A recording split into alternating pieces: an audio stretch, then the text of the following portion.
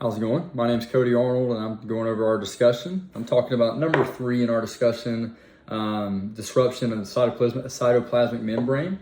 We'll talk a little bit about the mechanism of action and some examples of drugs that do that. So pretty much what happens with an antimicrobial drug that disrupts the cytoplasmic membrane is it disrupts that target cell, the membrane, by forming a channel that travels through the membrane itself, which then damages the overall integrity of the overall membrane.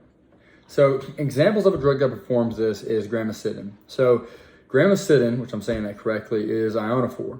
And what that ionophore is, it's a transport and carrier molecule consisting of metal cations, which shield their hydrophilic charge from the hydrophobic interior of cell walls, which we know hydrophobic does not like hydrophilic environment, so it's shielding itself to get through that hydrophilic environment of the cell wall, which then can form a channel into and through the membrane that creates a hydrophilic pore, which allows for rapid transport of cations that can alter the internal environment of the cells.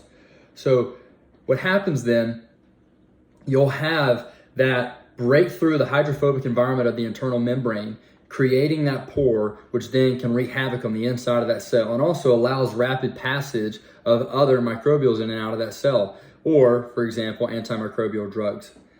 Also, 2 more examples are the polyinsulastatic and amphotericin B, and I'll talk a little bit more about the amphotericin B here. And it's a form of antifungal drug. Now, what it does, it attaches to ergosterol, which is a part of fungal membranes. Now, once the ergosterol is attacked by this drug, amphotericin B, it is removed, and thus the membrane deteriorates and the cell breaks apart and dies, which is lysis. Now, in particular, when the amphotericin B binds to ergosterol, it creates a pore, like we talked about previously, that causes the cell to leak potassium, sodium, hydrogen, and chloride. This depolarizes the overall cell and ultimately kills it.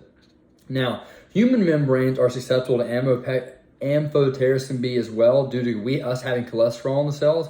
But because we have cholesterol in that ergosterol, the binding affinity for cholesterol is not as high. So it is more effective towards fungal microbes that have ergosterol in their membranes. Now, some and a good portion of bacterial membranes lack sterols altogether. So they are targeted by different antimicrobial drugs, one of them being a polymyxin, which targets in particular gram-negative cells. Now, this is toxic to human kidneys, so it's selectively toxic to that. So it is used on external pathogens, so pathogens on our skin or that affect the external environment of the body.